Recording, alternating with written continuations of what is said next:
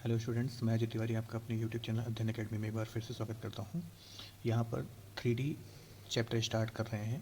Class 12th का exam में ज़्यादा दिन नहीं बचे हुए हैं, इसलिए इम्पोर्टेंट क्वेश्चन और टॉपिक यहां पर डिस्कस किए जाएंगे। इस वीडियो में हम आपको डायरेक्शन कोसाइन, डायरेक्शन रेशियोज़ इसके बारे में पढ़ाएंगे और साथ ही साथ वेक्टर इक्वेशन ऑफ लाइन और कार्टेशियन इक्वेशन ऑफ लाइन यहाँ पर डिस्कस की जाएगी। तो आइए सबसे पहले हम लोग यहाँ पढ़ते हैं डायरेक्शन कोसाइन और डायरेक्शन रेशियोज़। तो डायरेक्शन रेशियोज़ क्या होंगे?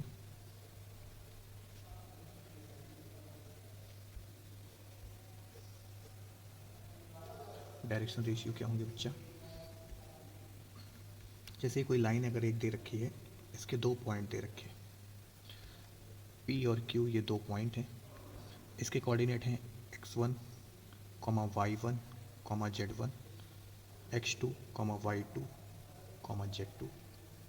तो इसके drs क्या होंगे?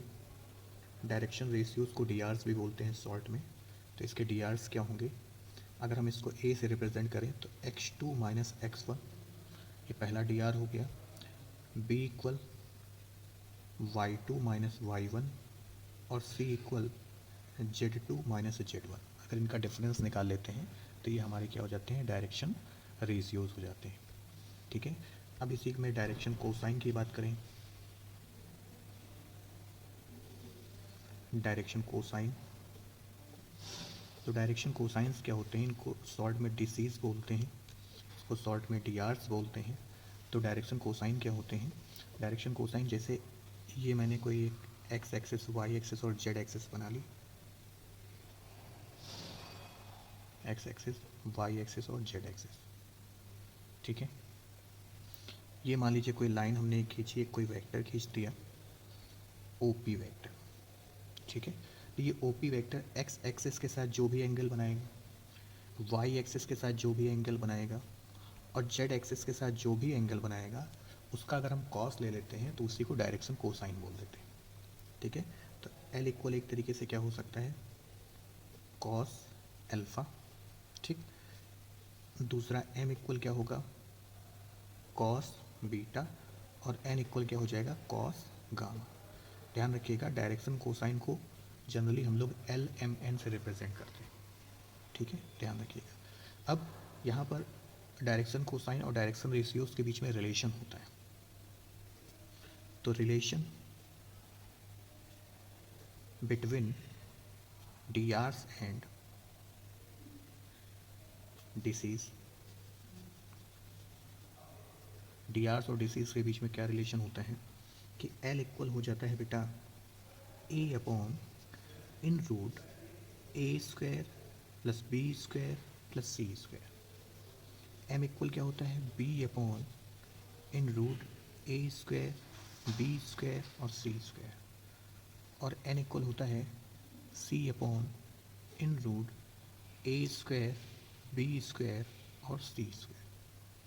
ठीक, इस बात को ध्यान रखिएगा। इनके बीच में एक रिलेशन भी होता है कि L square plus M square plus N square equal to 1। L square, M square और एन स्क्वायर इक्वल क्या हो जाता है? 1 हो जाता है। कैसे होता है? आप इसका स्क्वायर कर लीजिए तो बनेगा ए स्क्वायर और रूट हट जाएगा तो ए स्क्वायर, बी स्क्वायर और सी स्क्वायर। इसी तरीके से इसका स्क्वायर कर लीजिए तो B square upon A square, B square plus C square. और जब इसका स्क्वायर करेंगे तो सी स्क्वायर और रूट यहाँ से हटेगा तो ए स्क्वायर, बी स्क्वायर और सी स्क्वायर। उठा के जब जोड़ेंगे तो कट के सारी चीज़ें क्या हो जाएंगी?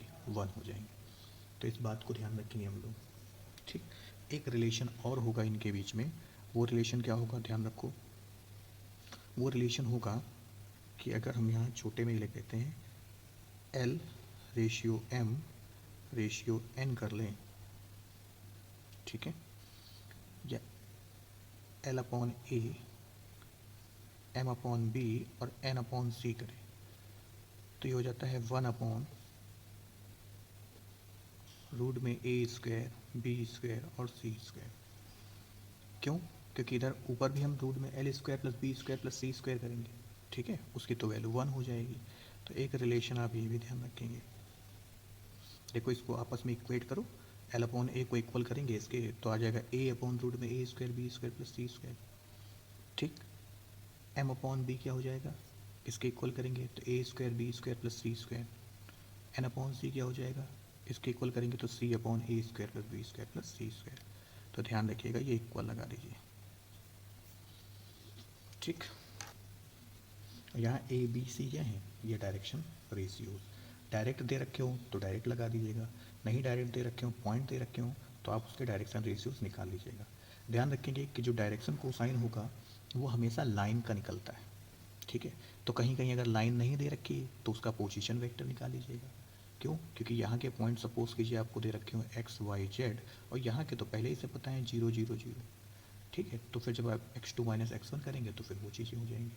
तो हमेशा जो डायरेक्शन कोसाइन निकलते हैं वो किसके निकलते हैं, लाइन के निकलते हैं, ठीक। अगर पॉइंट है तो उनके डायरेक्शन रेशियोज पहले निकालिए, फिर आप लाइन निकालिए, सॉरी डायरेक्शन कोसाइन निकालिए, ठीक है।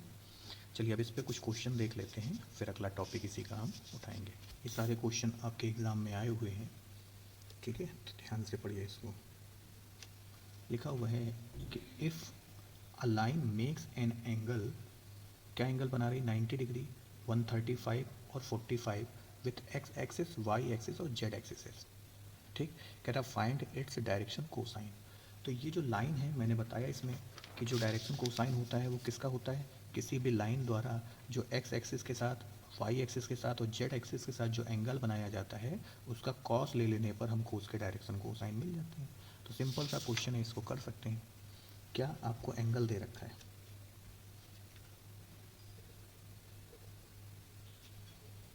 एंगल्स आर, क्या क्या एंगल हैं, alpha equal 90 degree, beta equal 135 और गामा इक्वल 45 डिग्री, ठीक। We know that direction cosines are क्या होते हैं बेटा, एल इक्वल कॉस एल्फा, है ना, एम इक्वल कॉस बीटा और एन इक्वल कॉस गामा, ठीक। इसमें वैल्यू रख दीजिए, क्या होगा, L equal cos 90 degree, M equal cos 35 degree और एन इक्वल कॉस 45 डिग्री। तो एल क्या हो जाएगा आपका, 90 डिग्री की वैल्यू होती 0, एम 35 की वैल्यू होती 1/√2 और एन इसकी होगी 1/√2। तो आपका आंसर क्या हो गया, आंसर हो गया 0 माइनस 1/√2 और 1/√2 पॉजिटिव है, ठीक है। 0 से लेकर के 180 तक की वैल्यू जो है वो आप हमेशा क्या रखेंगे, याद रखेंगे, क्योंकि फिर 90 माइनस थीटा, 90 प्लस थीटा जरा सी वैल्यू के लिए करें तो गलत हो जाते हैं साइन वहाँ पे। तो आप यहाँ पर सीधे सीधे इस चीज़ को 0 से लेकर के 180 तक की डिग्री आप लर्न कर लीजिए। अब देखिए सेकंड क्वेश्चन देखते हैं। सेकंड क्वेश्चन में क्या लिखा हुआ है, कह रहा है what are the direction cosine of a line which makes equal angle with coordinates axis. तो इसमें क्या बोल रहा है कि उसका डायरेक्शन कोसाइन आप लेकर के आइए जो इक्वल एंगल्स बना रहे हैं, किसके साथ, कोऑर्डिनेट एक्सिस के साथ। तो according to question alpha equal भी बीटा और गामा, ये तीनों आपस में इक्वल हो गए। हमने लेट कर लिया कि ये क्या है, थीटा है, हमने ये लेट कर लिया कि ये एंगल क्या है, थीटा है, ठीक। तो बेटा अल्फा इक्वल क्या हो जाएगा, इसका मतलब एल इक्वल क्या होगा, कॉस अल्फा, मतलब ये भी कॉस थीटा हो गया। एम इक्वल क्या पढ़ा है, कॉस बीटा, मतलब ये भी कॉस थीटा हो गया। एन इक्वल क्या पढ़ा है, कॉस गामा, मतलब ये भी कॉस थीटा हो गया। यहाँ से एक बात पता चल गई कि L equal M equal N है। ये बात पता चल गई कि डायरेक्शन कोसाइंस जो हैं वो आपस में क्या है, इक्वल।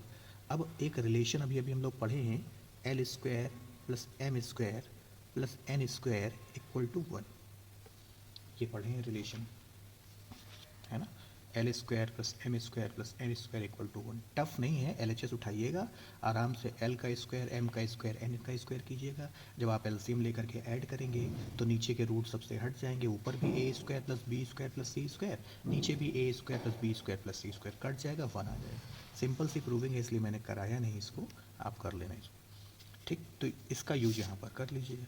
तो यहाँ पर एल स्क्वायर तो रहेगा ही रहेगा, एम स्क्वायर के प्लेस पर भी आप क्या रख देंगे, एल स्क्वायर, क्योंकि इक्वल है। एन स्क्वायर के प्लेस पर भी क्या रख देंगे, एल स्क्वायर, क्योंकि इक्वल है, इक्वल टू 1 हो गया। ठीक, ये बन जाएगा 3l स्क्वायर इक्वल टू 1।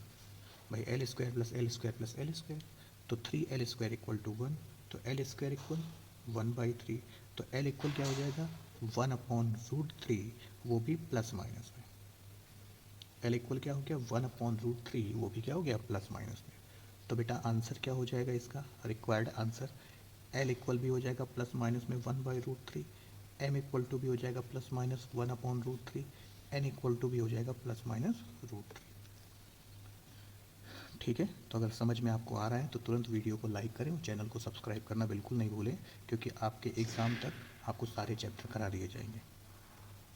तो कोई भी वीडियो आपसे छूटे नहीं, इसलिए बेल आइकन दबाएं ताकि आपके एग्ज़ाम की प्रिपरेशन अच्छे से हो सके। अब यहाँ पर देखिए क्या लिखा हुआ है। ठीक, बहुत ज़्यादा टफ क्वेश्चन एग्ज़ाम में नहीं आते हैं, बस थोड़ा थोड़ा आपको ध्यान देना पड़ता है। कह रहा है if a line makes an angle 90 degree 60 degree respectively with the positive direction of X and Y. तो एक्स और वाई के दो एंगल बेटा इन्होंने दे रखे हैं। कह रहा find the angle which the makes with the positive direction of Z. तो जेड एक्सिस की बेटा यहाँ पर डायरेक्शन लेकर के आनी है या एंगल लेकर के आना है। तो हम जाहिर सी बात जानते हैं कि जो एक्स एक्सिस के साथ एंगल बनता है उसको हम अल्फ़ा कंसीडर करते हैं। तो ये आपको 90 डिग्री गिवन है, बीटा कंसीडर करेंगे, ये आपको क्या गिवन है 60 डिग्री गिवन है। ठीक है, और गामा आपसे पूछा है इन्होंने कि गामा आप बताइए यहाँ पर, तो क्या होगा, आप एल निकाल लीजिए, एल इक्वल होता है कॉस अल्फ़ा,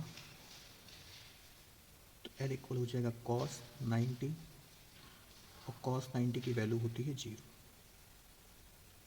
तो ये एल आपको पता चल गया। इसी तरीके से एम निकाल लीजिए, ये होता है कॉस बीटा, तो एम इक्वल हो जाएगा कॉस 60 डिग्री, कॉस में 60 डिग्री की वैल्यू होती है 1/2, तो हमने 1/2 लिख दिया। और एम तो हमें पता ही नहीं है, एम हमको यहाँ पर नहीं पता है, तो हम यहाँ पर फॉर्मूला लगाएंगे बेटा, L square plus M square plus N square equal to 1। अब यहाँ एल स्क्वायर की वैल्यू रखो 0 का स्क्वायर, एम स्क्वायर की वैल्यू रखो 1/2 का स्क्वायर, एन स्क्वायर की वैल्यू पता नहीं है हमको। यहाँ से बेटा क्या होगा 1/4 equal N square equal to 1। अब बेटा एन स्क्वायर क्या आ जाएगा, तो एन स्क्वायर आएगा 1 माइनस 1/4, तो एन स्क्वायर इक्वल क्या आएगा, एलसीएम लीजिए तो 4 माइनस 1/4 तो 3/4, तो एन इक्वल बेटा क्या आएगा, जब इसका रूट लेंगे तो ये आ जाएगा √3/2 आ गया। और आपको पता है पहले से कि एन इक्वल क्या होता है कॉस गामा, तो √3/2 इक्वल कॉस गामा, और कॉस में √3/2 किसकी वैल्यू होती है, कॉस में √3/2 वैल्यू होती है किसकी 30 डिग्री की, तो ये एंगल कितना आ गया 30 डिग्री। आई होप आपको चीज़ें समझ में आ रही होंगी बहुत अच्छे से। ठीक, लास्ट वाला क्वेश्चन जो है ये आपका होमवर्क है, आराम से कीजिएगा। आप देखिए यहाँ थीटा दे रखा है तो थीटा कंसीडर कर लीजिएगा, थीटा एक्यूट आना चाहिए, एक्यूट का मतलब क्या हो गया 90 डिग्री से कम, तो ये आपका होमवर्क है।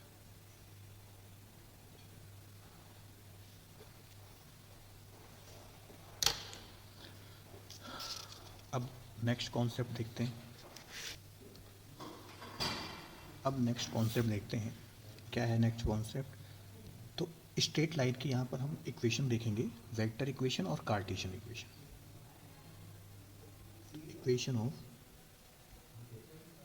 Equation of straight line, straight line की यहाँ पर इक्वेशन देखेंगे। सबसे पहली vector form,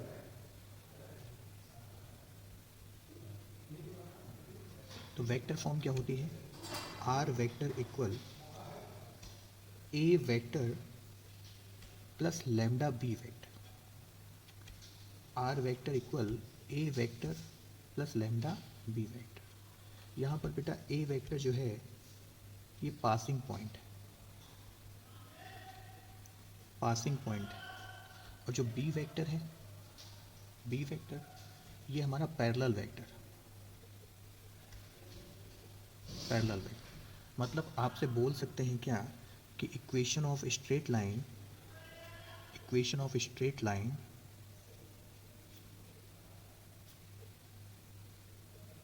passing through a vector and parallel to the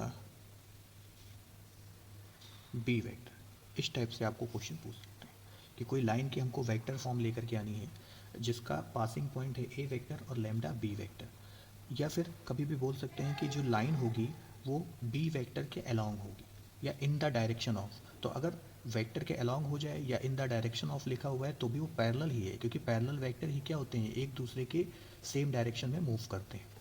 इसी का अब हम लोग कार्टेशियन फॉर्म लेने जा रहे हैं कि कार्टेशियन फॉर्म क्या होती है। तो देखिए कार्टेशियन फॉर्म कैसे बनाएंगे।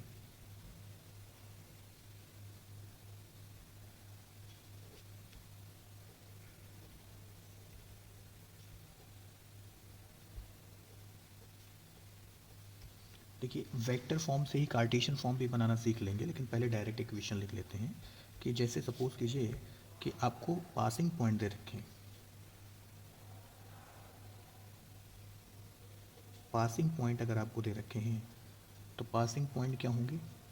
सपोज कीजिए आपको पासिंग पॉइंट A1, B1 और C1 दे रखे हैं, ठीक।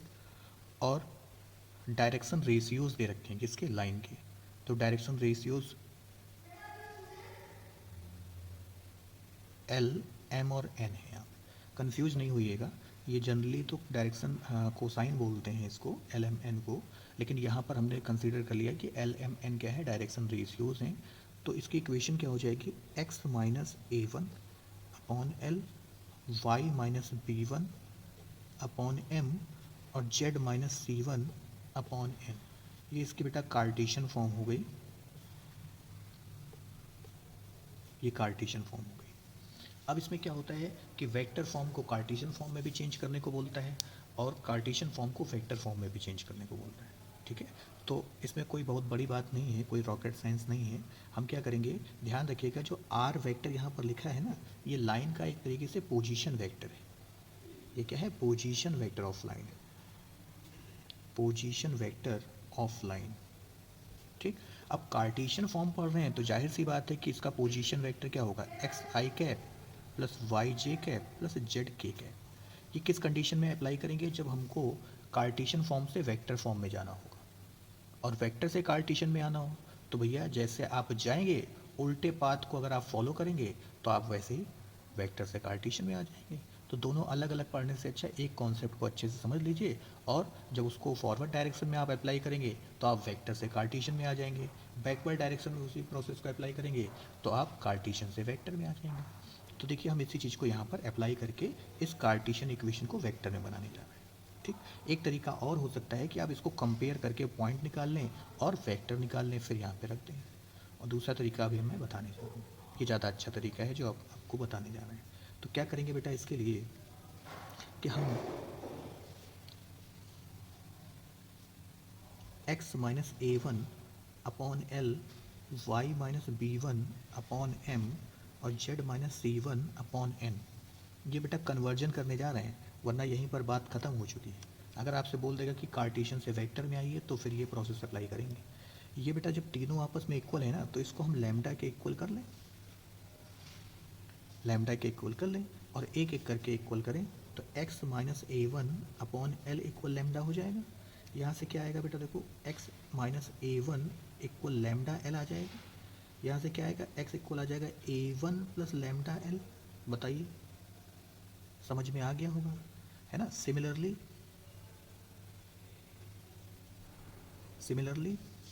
y इक्वल क्या आ जाएगा,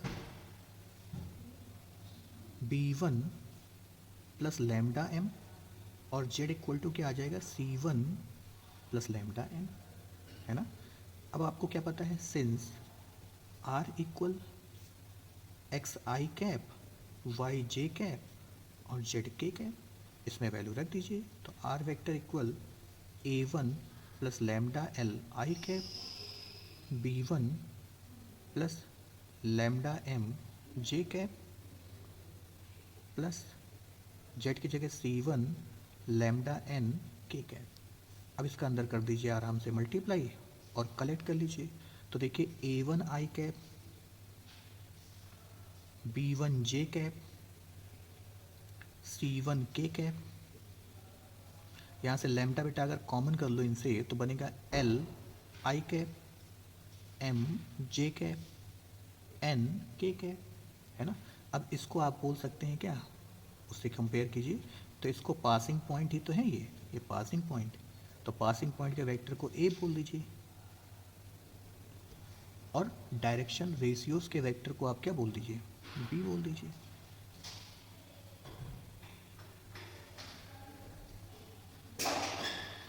तो यह आपका वेक्टर से कहाँ आ गया, कार्टेशियन में आ गया। इतनी बात आपको समझ में आ गई होगी। तो चलिए अब इसी पे क्वेश्चन देखते हैं।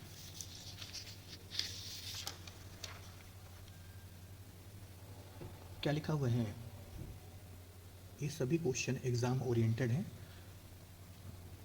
तो एकदम एग्ज़ाम पर फोकस करके अगर आपको पढ़ाई करनी है तो तुरंत आप चैनल को सब्सक्राइब करें और वीडियो को लाइक करना बिल्कुल नहीं भूलें। अभी भी कोई टाइम नहीं गया है, बहुत जल्दी से सारा सिलेबस आप कर सकते हैं दोबारा से। लिखा क्या हुआ है, find the vector equation of the line which passes through the point 3, 4, 5 and is parallel to vector ये। तो बेटा इसकी वेक्टर इक्वेशन लेकर के आनी है। तो पासिंग पॉइंट आपको दे रखा है 3, 4 और 5। तो बेटा इसका वेक्टर बना लीजिए। पहले वाले के साथ आई कैप लगा दीजिए तो 3 आई कैप, दूसरे वाले के साथ जे कैप लगा दीजिए तो 4 जे कैप और 5 के कैप। ठीक है, ये कभी भी कोई पॉइंट दे रखा हो तो उसकी जो वेक्टर निकालना हो तो ऐसे कर सकते हैं। आप वेक्टर की वीडियो जा करके देखेंगे तो सारी चीज़ें आपको समझ में आ जाएंगी। अब आपको यहाँ पैरेलल वेक्टर भी गिवन है। पैरेलल वेक्टर क्या होता है, बी वेक्टर 2 आई कैप, 2 जे कैप, 3 के कैप। ठीक है, इक्वेशन ऑफ लाइन वो होता है R vector equal A vector lambda B vector. बस ए वेक्टर की जगह ए वेक्टर की वैल्यू रखिए। तो 2 आई कैप, 4 जे कैप, 5 के कैप, लैम्डा बी की जगह बी की वैल्यू 2 आई कैप, 2 जे कैप माइनस 3 के कैप। तो ये आपकी वेक्टर इक्वेशन हो गई। इसको और सिंप्लीफाई करना चाहें तो आई कैप, जे कैप, के कैप के कोफिशिएंट मल्टीप्लाई करा के कलेक्ट कर लीजिएगा तो इससे और डिटेल में हो जाएगा। ठीक है, अब आइए इस क्वेश्चन को देखते हैं। क्या लिखा हुआ है, कह रहा है कि a line passes through the point with position vector. तो ये ए वेक्टर दे रखा है, कह रहा है इज इन द डायरेक्शन। तो मैंने बताया स्टार्टिंग में ही कि चाहे पैरेलल बोल दे, चाहे इन द डायरेक्शन बोल दे, चाहे पर अलोंग द वेक्टर बोल दे, तो सभी आपका बी वेक्टर है। कह रहा है find the equation of line in Cartesian form. चीज़ें आपको सब वेक्टर फॉर्म में दे रखी है और पूछा जा रहा है कार्टेशियन फॉर्म में। तो मैंने स्टार्टिंग में ही बताया क्या कि आप अगर फॉरवर्ड डायरेक्शन में इसी प्रोसेस को अप्लाई करेंगे तो ये हो जाएगा कार्टेशियन से वेक्टर में, और बैकवर्ड डायरेक्शन में अगर अप्लाई कर देंगे, पीछे चलते चले आएंगे तो ये आ जाएगा वेक्टर से किसमें, कार्टेशियन में। तो आइए अब हम लोग बैकवर्ड डायरेक्शन में इसको फॉलो करेंगे। तो देखिए कैसे करते हैं। तो बेटा पासिंग पॉइंट आपको दे रखा है, passing point A vector equal 2 I cap J cap plus 4 के कैप, और पैरेलल वेक्टर भी दे रखा है आपको। पैरेलल वेक्टर उसको तो हम बी वेक्टर बोलते हैं, है ना। आई कैप प्लस जे कैप माइनस का 2 के कैप। तो लाइन भी पता चल जाएगी हमको, equation of line. Equation of line R vector equal A vector और लैम्डा बी वेक्टर, ये हम जानते हैं इक्वेशन ऑफ लाइन। ठीक है, अच्छी बात है। तो आर वेक्टर क्या आ जाएगा बताइए, 2 आई कैप माइनस जे कैप प्लस 4 के कैप लैम्डा आई कैप जे कैप 2 के कैप। ठीक, अच्छा अब कार्टेशियन में अगर लेकर के आना है तो इस आर वेक्टर को क्या लिख सकते हैं, x I cap, Y J cap और जेड के कैप। ठीक बेटा, इसका अंदर मल्टीप्लाई कराओ और आई कॉमन कर लो। तो बेटा जैसे ही आई कॉमन करोगे तो देखो इससे मिल जाएगा 2 और इससे मिल जाएगा प्लस का लैम्डा आई कैप, है ना। इससे मिल जाएगा बेटा माइनस का 1 और इससे मिल जाएगा प्लस का लैम्डा जे कैप, ठीक। इससे मिल जाएगा बेटा 4 और इससे मिल जाएगा माइनस का 2 लैम्डा के कैप। समझ में आ गया होगा। अब बस बहुत सिंपल हो गया, क्या करेंगे, कंपेयर करा देंगे। तो कंपेयरिंग वी गेट, जैसे ही कंपेयर कराओगे क्या मिल जाएगा बेटा, देखो x इक्वल मिलेगा 2 प्लस लैम्डा, y इक्वल क्या मिल जाएगा बेटा, -1 प्लस लैम्डा, और बेटा z इक्वल क्या मिल जाएगा बताइए, 4 माइनस का 2 लैम्डा। अब जब हम लोग कार्टेशियन इक्वेशन से वेक्टर इक्वेशन में आ रहे थे तो आपने देखा कि ये तीनों लैम्डा के इक्वल थे। तो इसका मतलब क्या है कि हम इस वाली वैल्यू से लैम्डा की वैल्यू आपस में निकाल लें, और जैसे ही लैम्डा की वैल्यू निकलेगी तीनों इक्वेट हो जाएंगे और कार्टेशियन फॉर्म आपकी आ जाएगी, ठीक है। तो यहाँ से लैम्डा क्या आएगा बेटा बताओ, lambda x equal x minus 2 आ जाएगा।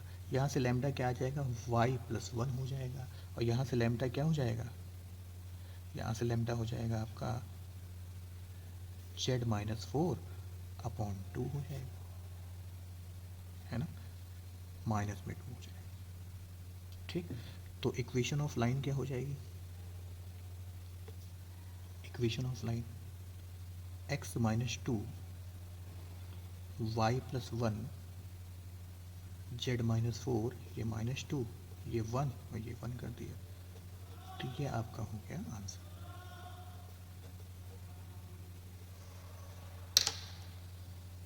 ठीक है, ये क्वेश्चन तो आपको समझ में आ गया होगा, ठीक है। अब इस क्वेश्चन में देखते हैं कैसे क्या करेंगे।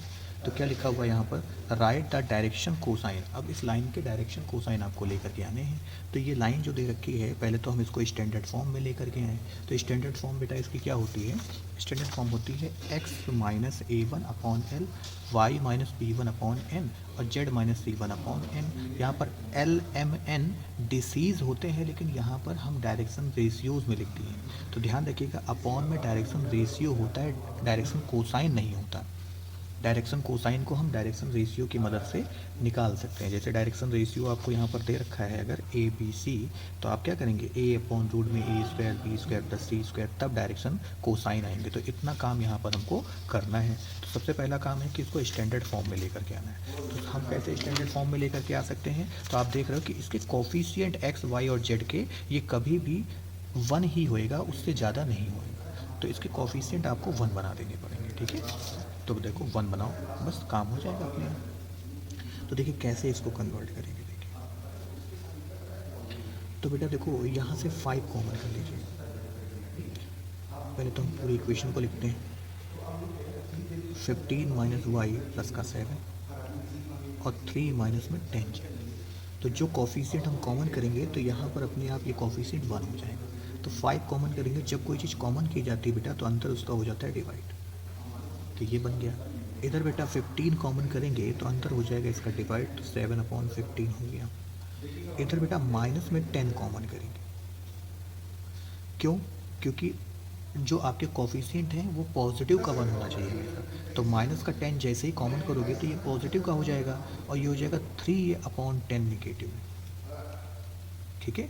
अब हम क्या करें कि हमेशा ऐसे कॉमन नंबर से डिवाइड करेंगे जो सब में डिवाइड चला जाता हो, ठीक। तो देखो 5 के टेबल में 30 आता है, 15 के टेबल में भी 30 आता है और 10 के टेबल में भी 30 आता है। तो उससे ये जो बाहर कोफिशिएंट दिख रहे हैं ये कैंसिल हो जाएंगे। तो डिवाइडिंग बाई 30, ठीक। अब सर हम कैसे जान पाएंगे, आप तो जान गए और ये सिंपल था, लेकिन कहीं कॉम्प्लिकेटेड इक्वेशन आ गई तो हम कैसे करेंगे। तो आप इनके कोफिशिएंट जो बाहर चल रहे होंगे उनका एलसीएम ले लीजिएगा। जैसे ही एलसीएम ले लेंगे तो एलसीएम का मतलब ये होता है कि लीस्ट कॉमन मल्टीपल, तो वो उसकी जो वैल्यू आएगी वो लगभग सभी की मल्टीपल हुई, उससे डिवाइड कर दीजिएगा। तो इससे डिवाइड करेंगे तो क्या आएगा, 5x माइनस 3/5 अपॉन 30। यहाँ पर 15 y प्लस 7/15 अपॉन 30। यहाँ माइनस z 3/10 अपॉन 30, है ना। तो जब इससे आप डिवाइड करेंगे तो आपको क्या मिल जाएगा, देखिए आपको मिल जाएगा x माइनस 3/5 अपॉन बेटा 6, y plus 7y15 upon 2, z minus 3/10 upon -3। तो ये बेटा आपको डी आर्स मिल गए इसके, क्योंकि अपॉन में तो भाई डी आर्स ही तो होते हैं। तो हम a इक्वल 6 बोल दें, b इक्वल 2 बोल दें और c इक्वल -3 बोल दें। ठीक है, अब एक काम करें कि इनका रूट कर लें। तो a square b square c square कर लें, तो क्या आ जाएगा बेटा 6 का स्क्वायर और 2 का स्क्वायर और -3 का स्क्वायर। तो 6 का स्क्वायर 36, 4 40 बेटा, और 9 क्या हो जाएगा 49, और 49 का रूट क्या हो जाएगा 7। ठीक, अब आराम से आप यहाँ से डायरेक्शन कोसाइन ला सकते हैं। क्यों? क्योंकि एल इक्वल क्या होता है ए अपॉन रूट में A square plus B square plus C square, है ना। और एम क्या होगा बी अपॉन रूट में A square plus B square plus C square, और N upon C upon root में A square plus B square plus C square. तो देखिए एल इक्वल क्या हो जाएगा, ए की जगह रखेंगे 6/7 हो जाएगा, एम इक्वल बेटा 2/7 हो जाएगा, और एन इक्वल हो जाएगा -3/7। तो यही हमारे क्या आ गए, इसके डिसीज आ गए, ये आपका आंसर हो गया। ठीक है, ये हमारे डायरेक्शन कोसाइन आ गए। तो समझ गए होंगे आप। ठीक है, अब चलिए नेक्स्ट क्वेश्चन कराते हैं। अब इस क्वेश्चन में देखिए तो क्या लिखा हुआ है, Cartesian equation of a line. ये बेटा लाइन की कार्टेशियन इक्वेशन है। कह रहा है then write the vector equation for the line. तो इस लाइन की हमें वेक्टर इक्वेशन लेकर के आनी है। तो हमने आपको बताया हुआ है कि क्या करें, जैसे हम लोग फॉरवर्ड डायरेक्शन में चलेंगे तो कार्टेशियन से वेक्टर में आएंगे, बैकवर्ड में चलेंगे तो वेक्टर से कार्टेशियन में आएंगे। तो एक ही रूल को आप फॉलो कीजिए। तो जो आपको लाइन दे रखी है उसको यहाँ पर रखिए, y + 4/7 2z - 6/4। इसको बेटा इक्वेट कर दीजिए लैम्डा के। जब आप इसको लैम्डा के इक्वल इक्वेट करेंगे तो आप देखेंगे कि ये क्या आ जाएगा, यहाँ से 3 - x/5, ये लैम्डा के इक्वल हुआ, ये बन जाएगा क्या 5 लैम्डा -3। उल्टा हो गया क्या, 5 लैम्डा इक्वल 3 - x कर दो। तो यहाँ से बेटा x इक्वल क्या आ जाएगा 3 - 5 लैम्डा आ जाएगा। ये तरीका सबसे सिंपल है। इसी तरीके से y भी आपका आ जाएगा, क्या आएगा 7 लैम्डा, देखिए 7 लैम्डा -4, और z इक्वल क्या होगा 4 लैम्डा, देखिए 4 लैम्डा प्लस 6/2। 2 से बेटा डिवाइड करेंगे तो z आपको मिल जाएगा 2 लैम्डा प्लस 3। ये आपको मिल गया। अब आपको क्या करना है, यहाँ पर वेक्टर इक्वेशन लगा देनी है, वेक्टर इक्वेशन ऑफ लाइन, है ना। तो कोई भी कंपेयर करने की आपको कोई ज़रूरत नहीं है।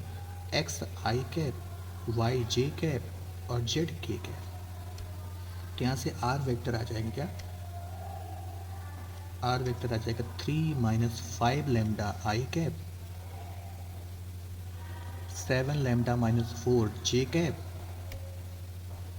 2 लैम्डा प्लस 3 के कैप। अब आप बेटा कांस्टेंट लैम्डा वाला पोर्शन अलग कर लो और ये अलग कर लो, तो एक्चुअल आपकी जो वेक्टर इक्वेशन होती है a + r लैम्डा बी के फॉर्म में ये आ जाएगा। क्या फॉर्म होती है, a + लैम्डा बी। a होता है पासिंग पॉइंट और b होता है वेक्टर। तो ये हो जाएगा बेटा देखो 3i कैप -4 जे कैप प्लस 3 के कैप, और बेटा लैम्डा कॉमन कर लो इससे, तो क्या आएगा माइनस में 5i कैप, फिर प्लस में 7 जे कैप और प्लस में 2 के कैप। यह आपका कार्टेशियन से वेक्टर इक्वेशन तैयार तो है, एकदम सिंपल। अब आइए ये क्वेश्चन देखिए, बड़ा टेक्निकल है। कह रहा है write the vector equation of a line passing through point इतना and parallel to the line whose equations. तो ये इक्वेशन बेटा इसकी दे रखी है। तो अगर पैरेलल लाइन की इक्वेशन दे रखी है तो वहाँ पर उसके क्या होंगे, डायरेक्शन रेशियोज जो होंगे वो पैरेलल लाइंस के आपस में इक्वल होते हैं। ठीक है, तो हम क्या करेंगे, पासिंग पॉइंट बेटा इसका ले लेंगे और डायरेक्शन रेशियोज हम इसका ले लेंगे। तो पासिंग पॉइंट बेटा आपको गिवन है, क्योंकि अगर हम इसकी बेटा कार्टेशियन फॉर्म पहले लाएंगे फिर वेक्टर में जाएंगे तो क्वेश्चन लंबा हो जाएगा। तो पासिंग पॉइंट आपको गिवन है तो उसका हम लोग वेक्टर बना लें। तो पहले वाले के साथ आई कैप लगा दिया, दूसरे वाले के साथ जे कैप और तीसरे वाले के साथ के कैप।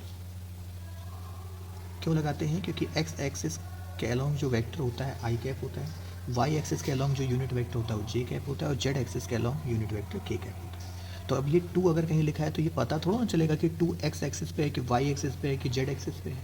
तो जैसे ही मैंने 2 आई कैप लिख दिया तो ये पता चल गया कि ये जो 2 है ये कहाँ की डिस्टेंस दे रखी है, जेड एक्सिस की, इसीलिए ये डायरेक्शन दिखाई जाती है। तो ये आपको ए वेक्टर पता चल गया। अब डी आर्स इसके कितने दे रखे हैं, D R's of given line तो वो दे रखे हैं बेटा 1 2 -2। तो वेक्टर क्या हो जाएंगे, बी वेक्टर हो जाएगा I cap plus 2 J cap और 2 के कैप। ठीक, तो बेटा इक्वेशन ऑफ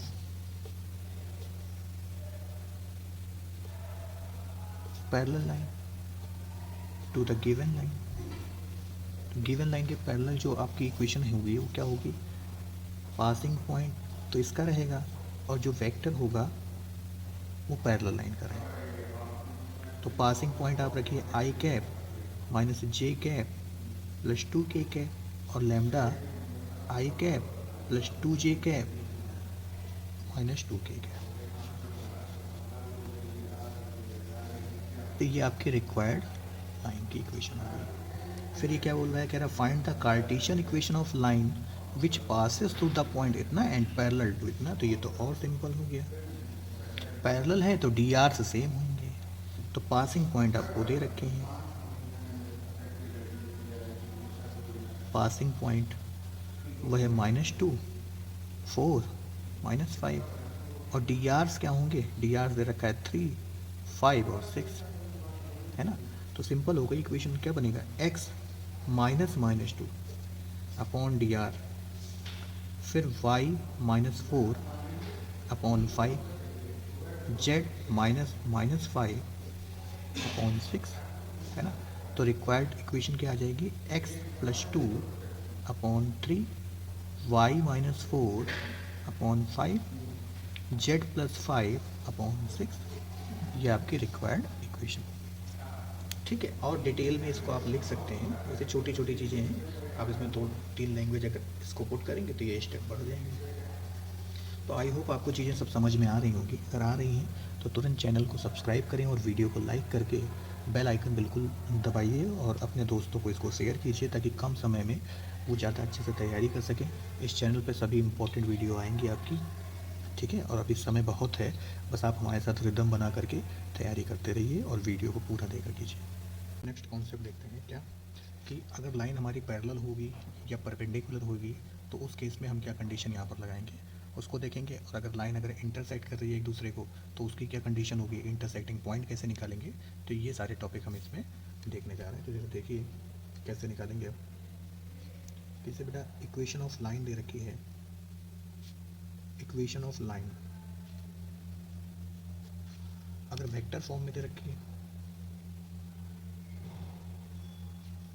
तो क्या करेंगे, और इस कार्टेशियन फॉर्म में तो रखी होगी तो क्या करेंगे। तो अभी हम लोग वेक्टर फॉर्म के लिए कर रहे हैं। जैसे r1 vector equal a1 vector plus lambda b1 vector. एक दूसरा प्लेन हो गया r2 vector a2 vector plus mu b2 vector. तो इनके बीच में अगर एंगल पूछेगा तो एंगल निकालने का फॉर्मूला होता है cos theta equal b1 vector dot b2 vector upon mod of b1 vector और mod of b2 vector.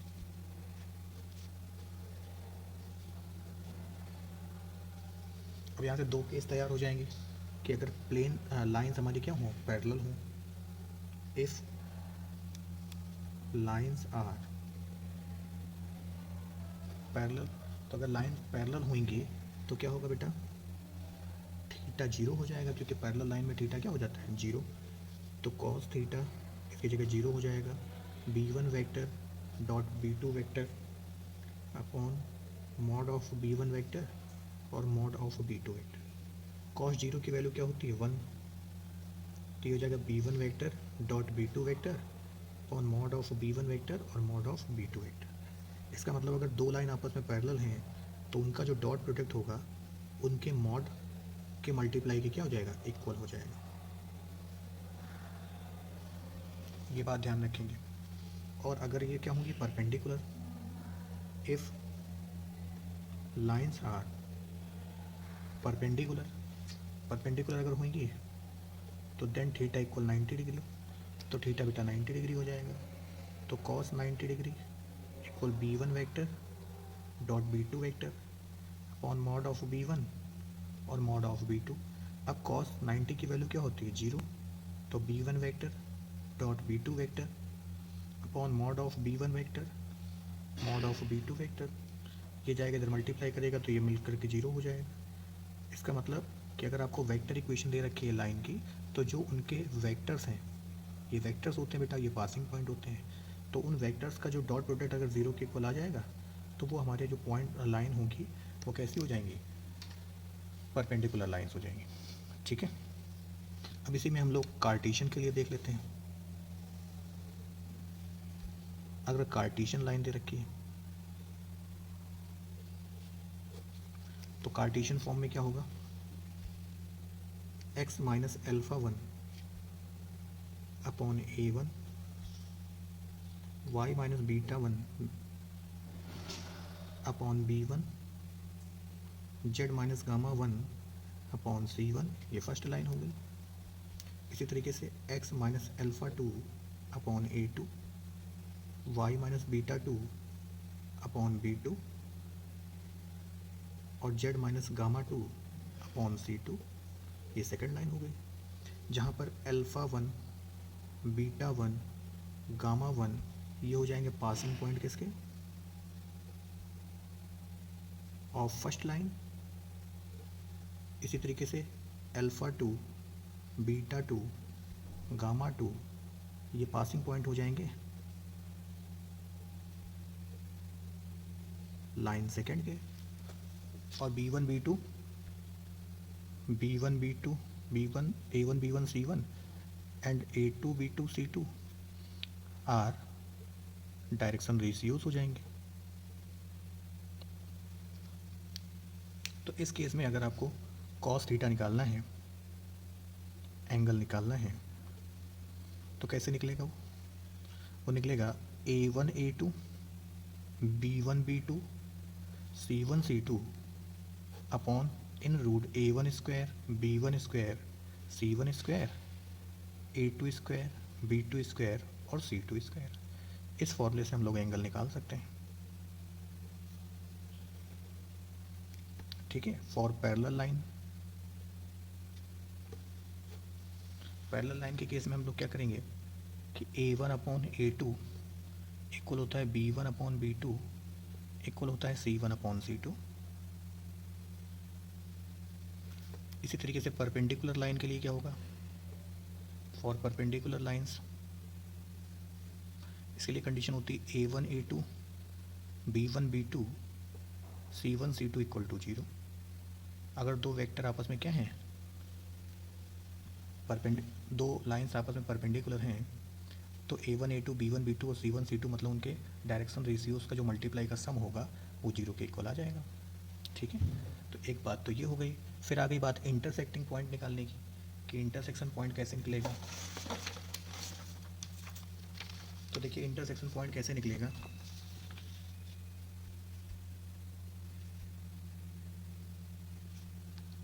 Intersection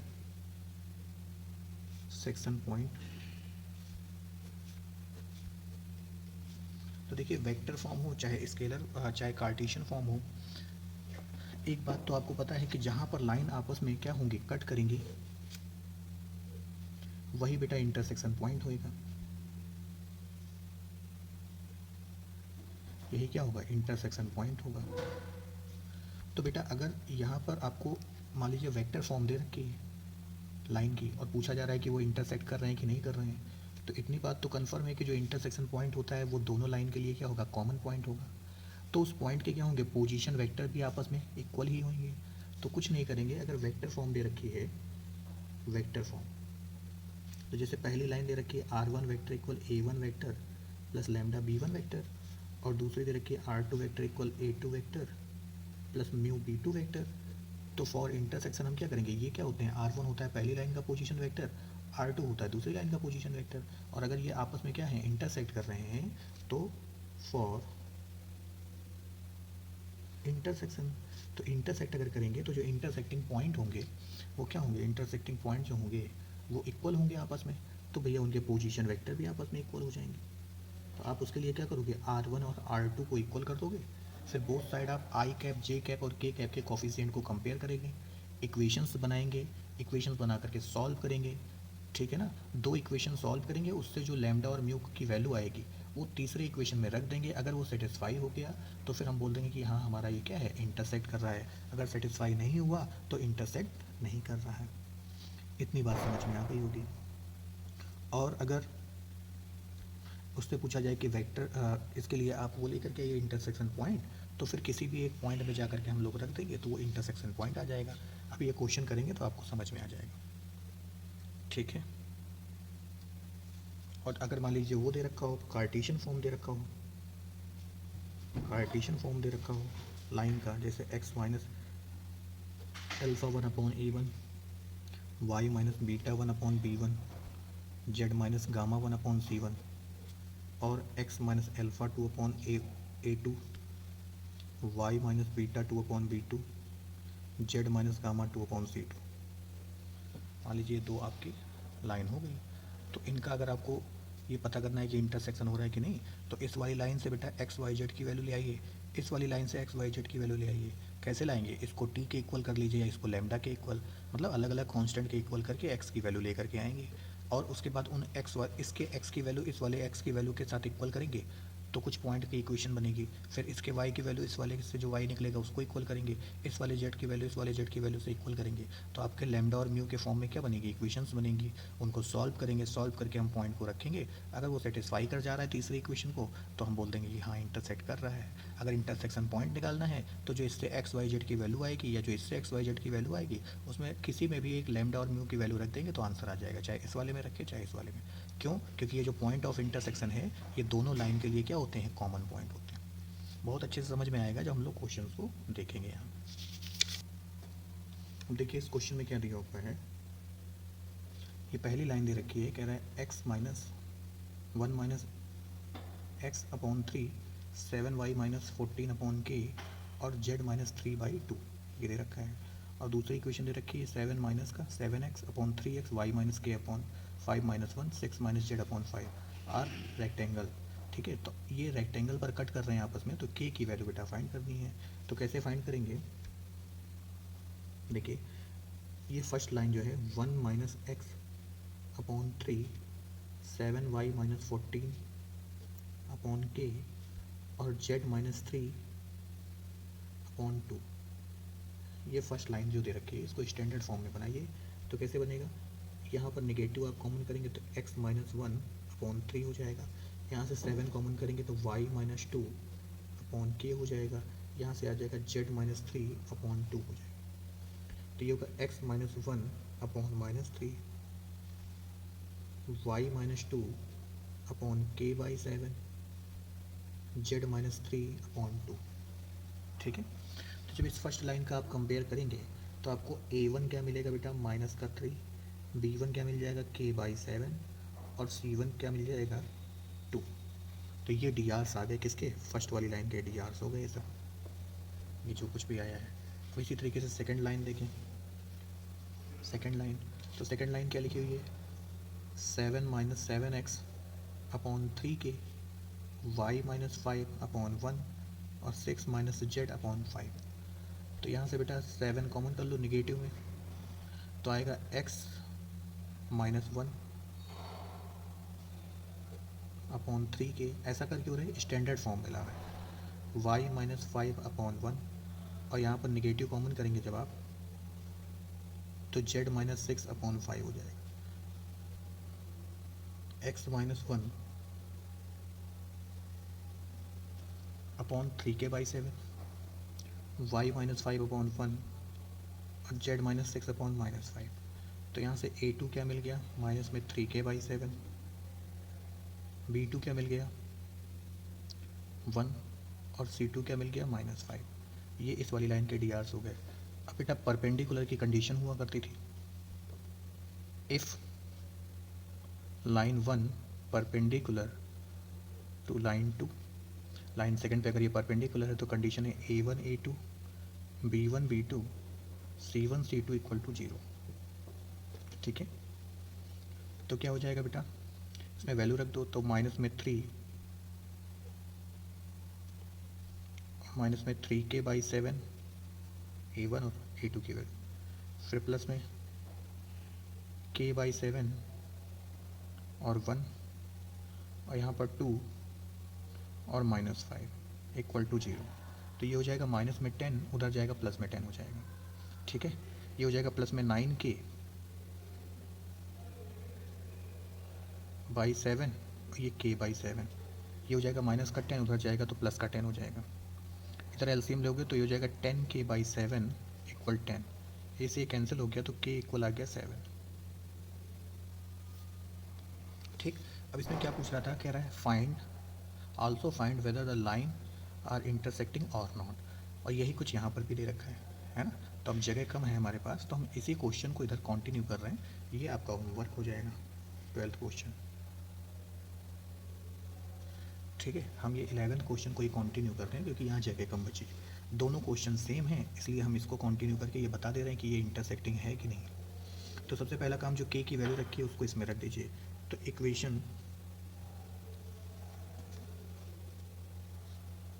hello,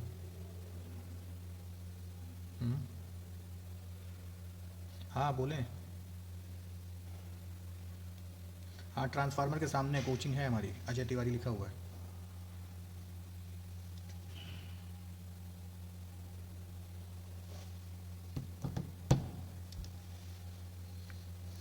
equation 1 becomes, तो ये इक्वेशन 1 क्या आ जाएगी, ये इक्वेशन सेकंड है। ये इक्वेशन 1 क्या हो जाएगी, x-1 अपॉन -3 y-2, बेटा 7 यहाँ रखोगे तो 7 से 7 कट जाएगा, इक्वल टू 1 आ जाएगा, z-3y2 है ना। अब इसको हम लोग बेटा लैम्डा के इक्वल कर लेंगे।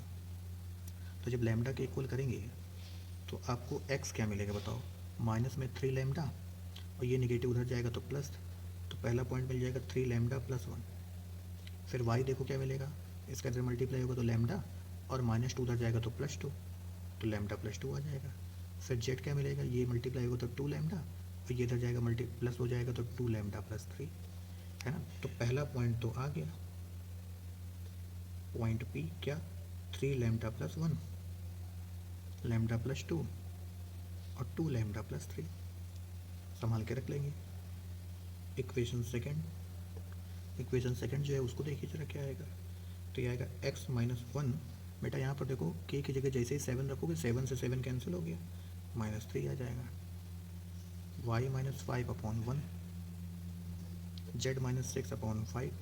अब इसको बेटा हम लोग म्यू के इक्वल कर लें, है ना। जैसे ही म्यू के इक्वल करेंगे तो x की वैल्यू बेटा क्या आ जाएगी, माइनस में 3 म्यू और ये निगेटिव उधर जाएगा तो पॉजिटिव हो जाएगा, तो माइनस में 3 म्यू प्लस 1। फिर y की वैल्यू लेकर के आओ तो आ जाएगा म्यू प्लस 5। इसके बाद z की वैल्यू लेकर के आइए तो माइनस में 5 म्यू और प्लस में 6 है ना।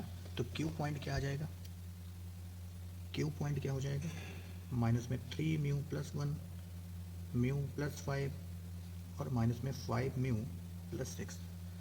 ठीक है, और हमने क्या बताया आपको कि जो इंटरसेक्शन पॉइंट होते हैं, जो इंटरसेक्शन पॉइंट होते हैं आपके, वो कॉमन पॉइंट होते हैं। तो इसका मतलब ये जो P पॉइंट है और ये जो Q पॉइंट है, ये दोनों कॉमन पॉइंट हो जाएंगे, तो इनके कोऑर्डिनेट्स आपस में इक्वल कर लीजिए। फॉर इंटरसेक्शन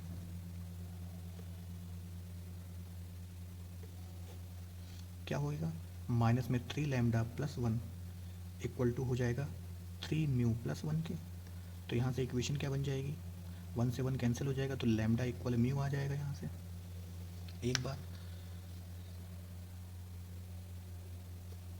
इक्वेशन ए हो गई। फिर दूसरे वाले को इक्वल करें तो लैम्डा प्लस 2 ये हो जाएगा म्यू प्लस 5 के, है ना। तो यहाँ से lambda minus mu equal to 3 आ जाएगा। ये इक्वेशन नंबर बी हो गई। इसी तरीके से तीसरे वाले को इक्वल करें तो 2 लैम्डा प्लस 3 ये आएगा माइनस में 5 म्यू प्लस 6। तो यहाँ से हो जाएगा 2 lambda plus 5 mu equal to 3। ये इक्वेशन नंबर सी हो गई, है ना। अब हम यहाँ पर क्या करें, from A and B, from B and C, B और सी को देखो, एक काम कर लो, ए और सी कर लो, ए और सी कर लो। तो ए और सी जब आप करोगे तो ये हो जाएगा 2 लैम्डा प्लस 5 लैम्डा, क्योंकि लैम्डा इक्वल कितना है म्यू इक्वल टू 3। तो ये दोनों हो गया 7 लैम्डा, ठीक है। 7 लैम्डा इक्वल टू 3, तो लैम्डा इक्वल हो जाएगा 3/7, है ना। तो म्यू भी क्या हो जाएगा 3/7। अब क्या करें, इन दोनों वैल्यू को उठा करके बी में रख दें, putting lambda and mu in equation B. तो आप देखेंगे 3/7 माइनस 3/7 इक्वल टू 0 के आ जाएगा, है ना। ये नॉट इक्वल RHS है, क्योंकि RHS में क्या लिखा हुआ है 3। अगर ये RHS के इक्वल आ जाता तो हम बोल देते कि हाँ ये इंटरसेक्ट कर रहा है। अगर RHS के इक्वल नहीं आ रहा है तो इसका मतलब ये इंटरसेक्ट नहीं कर रहा है। समझ गए होंगे। क्या करना है फिर से सुन लीजिए, इससे XYZ की वैल्यू लाइए, इससे XYZ की वैल्यू लाइए। जहाँ इंटरसेक्शन होता है वो पॉइंट कॉमन पॉइंट होता है, तो इन पॉइंट्स को आपस में क्या करेंगे, इक्वल करेंगे, तभी वो कॉमन पॉइंट हो जाएंगे। तो 2 पॉइंट को लेकर के आप इक्वेशन बनाएंगे, ठीक है, और तीसरी इक्वेशन में पुट करके आप उसको सेटिस्फाई करा देंगे। तो हमने क्या किया, ए और सी को यूज किया और लैम्डा और म्यू ले आए और बी में उसको पुट करा के सेटिस्फाई कराया। अगर ये 3 के इक्वल आ जाता तो ये लाइन हमारी इंटरसेक्शन करती, 3 के इक्वल नहीं आ रहा है, इसका मतलब ये लाइन हमारी इंटरसेक्शन नहीं करेगी। तो ये क्वेश्चन आपका होमवर्क हो गया, डिक्टो ऐसे ही है, कर लीजिएगा। ये क्वेश्चन बहुत इंपॉर्टेंट है, एग्ज़ाम में आए हुए हैं सारे क्वेश्चन। तो आज के लिए इस वीडियो में इतना ही। नेक्स्ट वीडियो में हम लोग एक बार फिर इंटरसेक्टिंग पॉइंट के बारे में पढ़ेंगे, ठीक है, और इंटरसेक्शन लाइन के बारे में पढ़ेंगे, और साथ में शॉर्टेड डिस्टेंस पढ़ेंगे, ठीक है। वो इस 3D की लास्ट वीडियो होगी, मतलब उसमें पूरी तरीके से चैप्टर कंप्लीट हो जाएगा। वीडियो काफ़ी बड़ी हो जाएगी, इसलिए आज इस वीडियो में इतना ही रखते हैं। और इसी तरीके से अच्छी वीडियो और इसी तरीके से अपनी तैयारी को जारी रखने के लिए हमारे चैनल को सब्सक्राइब करना बिल्कुल नहीं भूलें, और वीडियो को लाइक करें और शेयर करें। आज के लिए इस वीडियो में इतना ही। नमस्कार।